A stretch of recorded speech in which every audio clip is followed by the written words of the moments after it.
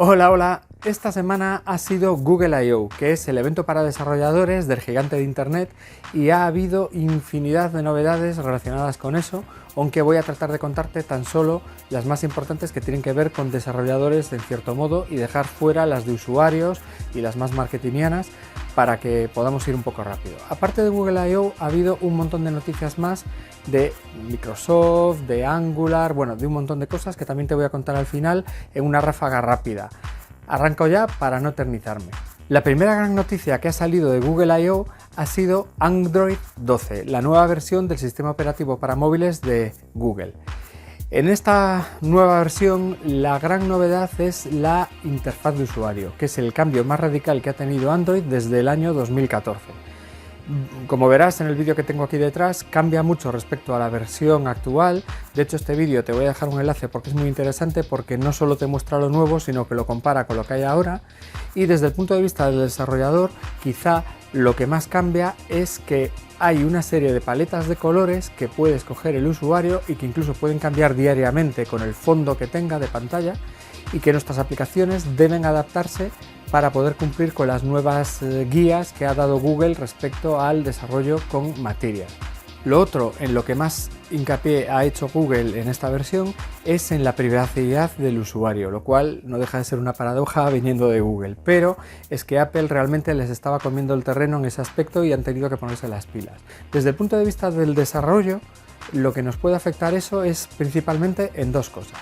La primera es que las ubicaciones ahora se pueden permitir o denegar, pero si las permites es una ubicación muy exacta o generalmente muy exacta. Sin embargo, en la nueva versión los usuarios van a poder escoger compartir con nosotros o con nuestra aplicación la ubicación, pero de manera inexacta, lo cual puede impactar en ciertos tipos de aplicaciones que requieren eso, como por ejemplo temas logísticos, etcétera. Así que hay que tenerlo en cuenta. Y la otra novedad que tiene que ver con esto es que se va a crear un nuevo espacio de almacenamiento cifrado para utilizar con algoritmos de Machine Learning, de manera que toda esa información que se procesa ahí no sea accesible más que por la aplicación que lo está utilizando, ¿vale? Entonces esto es un tema que puede tener un cierto impacto dependiendo de lo que hagamos, así que hay que tenerlo en cuenta también. Además de estos anuncios, han lanzado la primera beta pública de Android 12, porque antes había una desde febrero, pero era privada, ¿vale? Con lo cual la puedes utilizar si tienes cualquier modelo de Google Pixel. Entonces, bueno, si tienes uno de esos modelos, instálala para poder ir probando las cosas y adaptando tus aplicaciones. La otra gran novedad para desarrolladores ha sido la versión 2.2 de Flutter, que es la plataforma de Google para desarrollo móvil y de escritorio basada en su lenguaje Dart, y que cada vez tiene más popularidad y la usa más gente y más empresas, hasta la propia Microsoft, por ejemplo. Ya os he hablado hace unas semanas de Flutter 2.0, donde se incorporaba el desarrollo de aplicaciones para Windows, Linux y Mac, aparte de para iOS y Android, y en esta versión las cosas que han anunciado son más bien pequeñas, pero tienen que ver con dos cuestiones: la monetización de las aplicaciones, lo cual siempre es muy interesante, y una mejor integración con los servicios cloud. Hay muchas más cosas pequeñitas y te dejo un enlace donde vienen todas detalladas.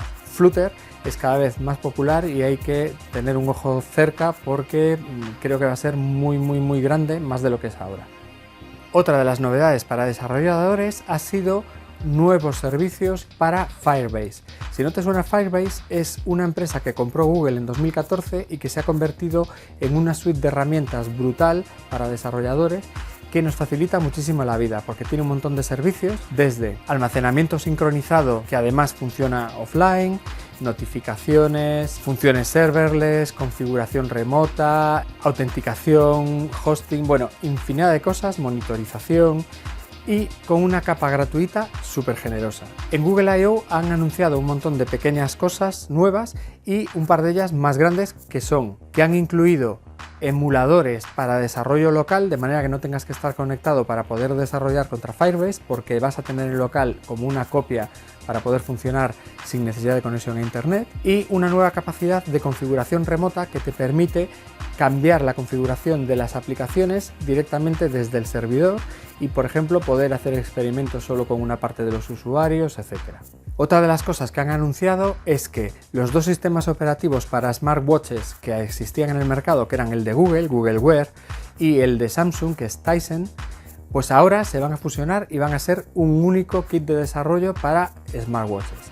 Entonces, va a ser un mix de los dos. La buena noticia es que si programas para Android te va a ser muy fácil desarrollar también para estos relojes, y por cierto, si tienes uno de ellos no te preocupes porque Samsung va a garantizar las actualizaciones de estos dispositivos durante 3 años, que es lo que ofrece normalmente con su propio sistema, así que tienes las actualizaciones aseguradas.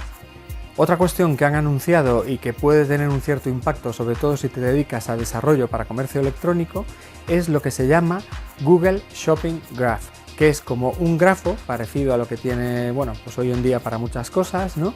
Pero específico para temas de comercio electrónico, para dar información sobre los productos que vendes en tu tienda online. De momento lo están implementando con Shopify, pero seguramente se va a expandir para todo tipo de productos. Lo interesante de este tema es que no solo le das información, sino que va a ser capaz de ligarlo con el resto de información sobre ese producto que haya en internet, de manera que cuando, por ejemplo, alguien en el buscador busque algo sobre ese producto, le va a poder ofrecer la información, imágenes, precios, vídeos de review, etcétera, etcétera, gracias a ese grafo de información que se va a crear a partir del Shopping Graph. Así que si te dedicas a algo de desarrollo web para comercio electrónico, no debes perderlo de vista. Y otra cosa que también han dicho esta semana es que las famosas AMP, páginas AMP, que llevan intentando meternos por el gaznate durante varios años, porque bueno, son como versiones súper reducidas de páginas para que funcionen muy rápido y sobre todo funcionen bien en móviles. Bien, pues hasta ahora las estaban usando para mejorar los resultados de búsqueda, es decir, si tenías una versión AMP, tu SEO iba a mejorar, y ahora han dicho que a partir de ahora no las van a tener en cuenta para nada. Lo que les importa es que vayan rápido, cumplas o no cumplas con todos estos requisitos que tenía AMP. Con lo cual creo que es una gran noticia, y si haces páginas y sitios web que bueno, van rápido y están optimizados, vas a ver mejorados tus resultados de búsqueda sin complicarte la vida con esta historia. Bueno, para ir terminando ya con las novedades de Google I/O, me voy a meter en la parte de inteligencia artificial. Como sabes, bueno, todas las grandes empresas de internet están muy metidas en inteligencia artificial y Google quizá la que más. Con lo cual ha habido muchos anuncios o muchas cosas destacables relacionadas con inteligencia artificial. Yo te voy a resumir muy rápidamente las que considero que son las 3 más importantes. La primera es Vertex AI, es decir, Vertex AI. Bueno, se trata de una nueva plataforma cloud para desplegar de manera rápida modelos de Machine Learning ya prefabricados, digamos, que te van a permitir hacer un montón de cosas, bueno, igual que tienen otras muchas plataformas, solo que según Google de una manera muchísimo más rápida y ahorrándote alrededor de un 80% del código que necesitarías con soluciones equiparables de la competencia. Habrá que echarle un vistazo y ver si es verdad todo esto que dicen y es tan interesante. Pero bueno, te dejo en la información los enlaces pertinentes para que lo veas tú mismo si tienes interés. Además, durante la keynote, Sundar Pichai, que es el CEO de Google, hizo una demostración de una nueva tecnología relacionada con inteligencia artificial y en concreto que tiene que ver con el entendimiento y la compresión del lenguaje natural, es decir, no solo entender lo que se te dice en el sentido de saber qué te están diciendo, sino poder comprender de verdad de lo que te están hablando, ¿vale? Son 2 tecnologías más un avance en hardware que se combinan para lograr esto. Las 2 tecnologías son Lambda, que significa Language Modeling for Dialogue Applications, o sea, modelo de lenguaje para aplicaciones de diálogo, y un avance en el manejo de tensores que se llama MUM, M-U-M, que es capaz de dar 1000 veces más de potencia que lo que tenían hasta ahora. Bueno, con esto lo que han conseguido es, aunque está todavía en una fase muy preliminar, una inteligencia artificial que no solo te entiende, sino que además comprende todo el contexto de lo que se está hablando. Hay una demo muy chula que hizo el CEO en la que habla con esa inteligencia artificial pidiéndole que se haga pasar primero por el planeta Plutón, no me preguntes por qué, y luego por un avión de papel, y le pregunta cosas y la inteligencia artificial es capaz de ponerse, digamos, en situación de que es el planeta Plutón o es el avión de papel y mantener una conversación muy coherente con él sobre ese tema, ¿no? Bueno, esto parece una fricada, pero luego tiene un montón de aplicaciones prácticas. Por ejemplo, uno de los ejemplos que pusieron es que le sacas una foto a unas botas de montaña que tienes en casa y le preguntas a Google: oye Google, estas botas de montaña me sirven para ir al, no sé, al Kilimanjaro, por ejemplo. Y Google es capaz de entender qué le estás preguntando exactamente, relacionar las botas con el Kilimanjaro, las condiciones del mismo y demás, y responderte y decirte si realmente te van a valer o no, recomendarte que te compres otras en caso de que no sea así, etcétera, etcétera. Con lo cual, bueno, es un tema bastante interesante y la demo por lo menos mola bastante verla. Además, todo esto por debajo lleva un nuevo tipo de chip que se llama TPV versión 4, V4, que han conseguido unas grandes mejoras respecto a las anteriores y que hace que todo esto vaya todavía mucho más fluido. En fin, es un poco fricada hoy por hoy, pero creo que es interesante comentarlo.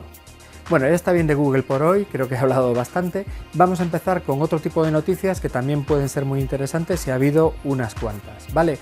Esta semana se ha presentado la versión 1.10 de Deno. Ya te he hablado de Deno en otras ocasiones en este noticiario.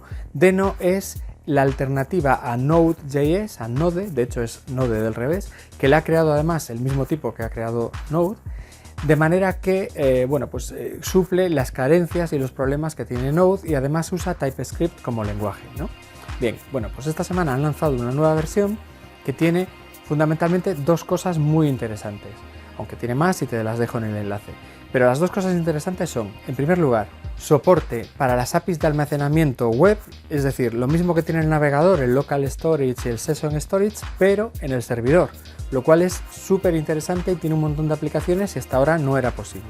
Y dos, grandes mejoras en las herramientas de testing que incorpora ya nativamente, y te dejo un enlace donde puedes ver con todo detalle cuáles son esas novedades de testing. Además, si tienes dudas sobre Deno y dices, Deno, qué cosa más rara y tal, te dejo un vídeo muy interesante de 20 minutos práctico donde te enseña cómo se trabaja con Deno y quizá te despeje un montón de dudas sobre esta plataforma. Esta semana el equipo de Angular, que bueno, es un equipo de Google pero no ha sido dentro del Google I.O., ha presentado también una herramienta muy interesante que son las Angular DevTools. Se trata de una extensión para Chrome que lo que hace es añadir una nueva pestaña en las herramientas del desarrollador, las que te salen cuando le das a F12, que te ayuda a depurar nativamente las aplicaciones de Angular. Vas a poder ver la estructura completa de componentes, ¿no? Cómo están organizados y demás y cómo cambian, de manera que te van a ayudar en tus aplicaciones a depurar y saber exactamente qué está pasando. Dentro de poco y poco a poco van a ir sacando actualizaciones a esta herramienta para dotarla todavía de más capacidades, pero es un comienzo muy prometedor y te recomiendo que le eches un vistazo si desarrollas con Angular. Esta semana también Amazon ha presentado dentro de AWS un nuevo producto que se llama App Runner y que está pensado para desplegar contenedores en la nube de manera muy sencilla, incluso casi sin saber nada de contenedores, de manera que te puedas olvidar de DevOps, de integración continua, de Kubernetes y de todo. Entonces, puede trabajar incluso directamente contra un directorio Git que tú tengas y ocuparse de construir un contenedor, compilar, subir y demás, escalar luego eso cuando está en la nube, etcétera. Hay que analizarlo todavía con calma, no he tenido tiempo, pero parece muy interesante, sobre todo para empresas pequeñas que no quieran complicarse demasiado la vida y aún así sacar partido a este tipo de tecnologías. Échale un vistazo en los enlaces que te he dejado. Y esta semana GitHub ha sacado un nuevo proyecto open source que se llama Artifact Exporter, que como su propio nombre indica, se dedica a exportar toda la información que tengas en GitHub en un formato fácilmente consumible por otros programas, concretamente en JSON. De manera que puedes sacar de allí todo lo que tengas, desde los commits, issues, releases, pull requests, etcétera, para poder hacer con ellos lo que necesites, informes, simplemente archivarlo, etcétera, etcétera. Es una cosa sencilla, pero que puede ser muy interesante. También dos extensiones muy conocidas de Visual Studio Code, auspiciadas y hechas por Microsoft, que son la de Python y la de Java, han sacado grandes mejoras que si trabajas con esos lenguajes y Visual Studio Code te interesan. No voy a entrar en detalles porque son muchas cosas, pero tienes enlaces aquí debajo para que puedas inspeccionar si te interesa saber más sobre el tema. Ionic, la suite de componentes web que te permite crear aplicaciones tanto web como nativas basadas en componentes, ha sacado la versión 3 de su runtime que se llama Capacitor, y que tiene grandes mejoras en rendimiento y soporte de plataformas nativas. Con lo cual, bueno, si utilizas este framework te va a interesar bastante actualizarte y echarle un vistazo a las novedades.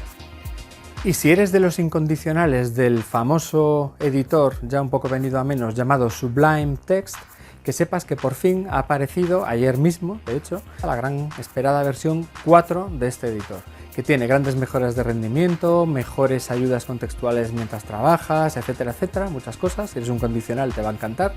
Y bueno, también tiene un cambio de licencia, y es que ahora cuando lo pagas no te dura toda la vida, sino que te dura 3 años. Pero bueno, si te gusta el editor, desde luego eso no te va a importar demasiado.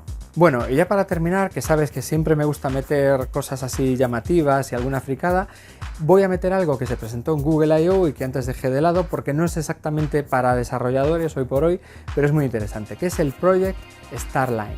Se trata de un nuevo sistema de videoconferencia en tiempo real, pero que va un paso o muchos pasos más allá de lo que hay ahora, utilizando inteligencia artificial, cámaras especiales y hardware especial, realidad aumentada, para escanear y reproducir en 3D a nuestros interlocutores, de manera que podemos estar viendo, como ves aquí detrás, a la otra persona casi como si estuviéramos de verdad delante de ella. Yo, para ser franco, cuando vi el vídeo demostrativo, que te dejo el enlace para que le eches un vistazo, me recordó un poco a estas pelis americanas en las que van a visitar a alguien a la cárcel, porque como tienes esa barrera por el medio y parece que hay un cristal y no os podéis tocar y demás, pero la verdad que, fuera bromas, es muy impresionante.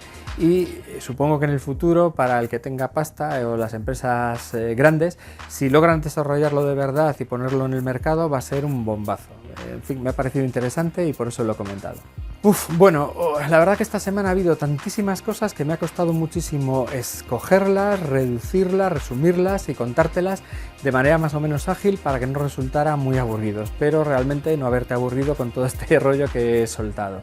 La semana que viene a ver qué pasa, porque es el Microsoft Build, el evento para desarrolladores más grande que hace Microsoft, que van a ser 3 días intensos ahí de sesiones y demás, aunque sinceramente creo que no va a haber grandes novedades porque Microsoft lo hace todo muy en abierto desde hace ya mucho tiempo y todo lo que van haciendo y lo que va a venir ya se conoce desde hace meses, ¿no? Pero bueno, todo lo que sea te lo contaré y espero que, además, como siempre hay muchas novedades, tenga algo interesante que contarte dentro de 7 días. Mientras tanto, que tengas buen fin de semana, cuídate y nos vemos. Adiós.